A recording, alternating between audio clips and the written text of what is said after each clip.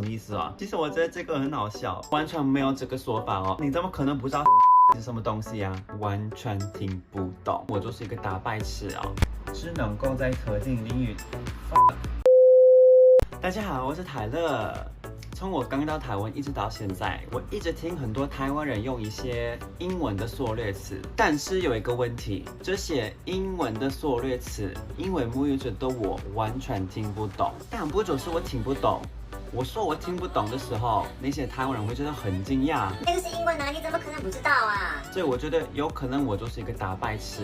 所以我又问过我的几个加拿大朋友，还有我的美国朋友，这些缩略词你听得懂吗？他们听到这些缩略词，他们都说那是什么鬼啊？我完全听不懂啊。所以我今天要跟你们分享一下6个所谓英文的缩略词，外国人完全听不懂。第一个是 KOL。KOL 的意思是意见领袖，只能够在特定领域对其粉丝或追随者带来影响力，而这些人通常都是通过社群媒体来传达理念，也就是我们中文常说的网红。KOL 这个字，因为我工作的关系，我有经常听到，可是呢，我都不知道是什么意思啊。我记得我在几个经纪公司面试的时候，有很多经纪人有提到 KOL 这个字，我就问什么是 KOL， 他们说KOL 你不知道吗？然后我觉得很好笑的是 KOL 这3个字，他们也不知道是什么意思，但是他就知道 KOL 是什么意思啊。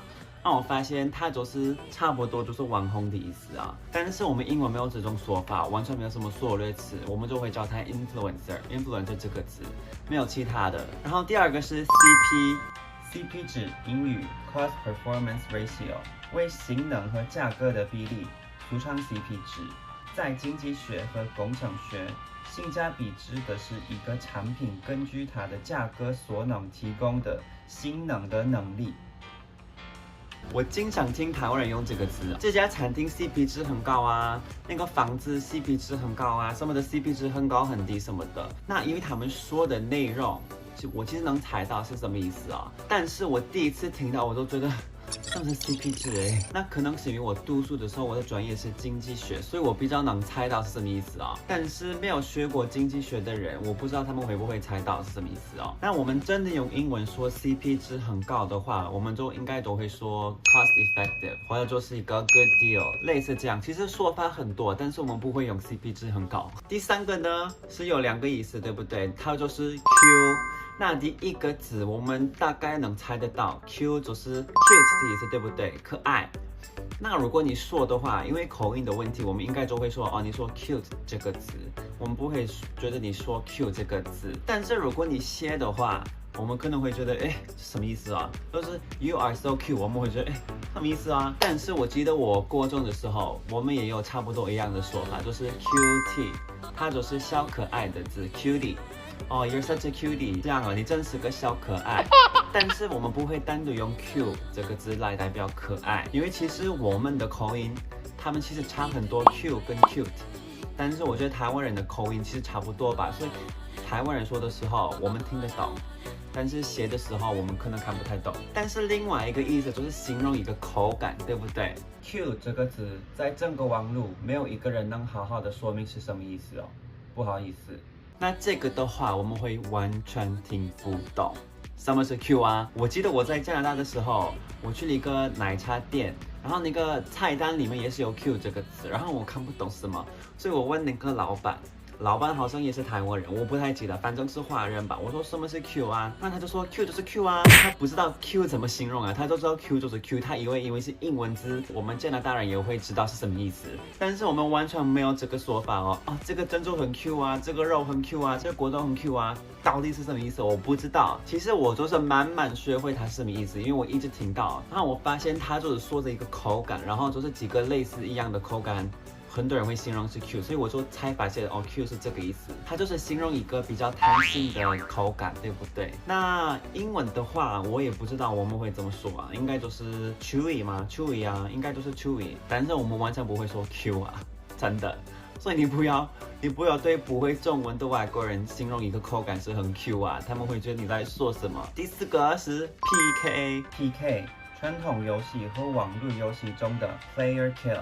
去杀电脑或者其他的玩家，后也可做动词，大约有挑战、搞定、吓死等等。PK 这个字是我做直播主的时候才学会的，那时候我就以为是那个 APP 里面的一个特别的功能，可能只有这个 APP 才有，然后外面都看不到了。但是我后来发现有很多情况下可以用的，都是 battle 的意思，对不对？我们会说 versus， 我们会说 vs， 不会说 PK 啊。说实话呢，我有用英文 Google 一下 What does PK mean？然后它有很多不一样的意思，但是全部都不是台湾人用的意思哦。所以你跟外国人聊天的时候，所有比赛或什么的话，你要说 versus， 或者写字的时候可以说 vs， 但是我们不会这么说 vs， 我们就会写而已。然后说的时候我们会说 versus， 千万不要说 PK 好不好？因为我们完全听不懂。那第5个是 PO 这2个字哦。PO 是英文的 post 的缩写，就是法文的意思。其实我觉得这个很好笑，我觉得很可爱，因为它这个字应该是从台湾人讲英文的口音吧，因为真的是应该有一些台湾人讲 post 这个字，可能出来都是 po 而已，对不对？所以我觉得很可爱。然后我发现这个的时候，我就觉得这个我喜欢。但是如果你对一个不会中文的外国人说的话，他也会完全听不懂。你一定要 post。后面的 ST 很重要，好不好？不要忘记。第6个是我最常看到，就是 3C。3C 是 Computer Communication Consumer Electronics 3个英文单词的缩写，指电脑、通讯及消费性电子3大技术。3C 在台湾哪里看得到，对不对？然后我记得我第一次去算命的时候，那个算命师跟我说你很适合做 3C， 然后我说什么是 3C， 他就说3C 是 3C 啊，你怎么可能不知道 3C 是什么东西啊？但是我真的不知道啊，看我的其他加拿大、美国朋友也不知道是什么东西啊。那 3C 我们英文怎么会说？其实我觉得我们没有一个完全一样的大家都知道的字，应该都会说 tech 或者 computer。就像那个算命师跟我说我很适合做 3C 的话，就可以跟我说我比较适合一个做 tech 的工作，或者我适合跟 computer 工作啊。我们比较会用这样的说法。但是 3C 的话完全不知道什么意思啊，我到现在也不太知道是什么意思啊。我就会知道3C 是跟电脑有关系，我完全不懂的。就这样。好啊，那到现在是我分享的台湾人用的6个英文的缩略词，我们说英文的人完全听不懂。有一些让你很惊讶吗？或者你有学会一些新的英文词吗？如果有的话，可以在下面留言跟我说好不好？然后大家要记得按赞、订阅，还要追踪我的 IG， 还有我的抖音。我们下次见喽，拜拜。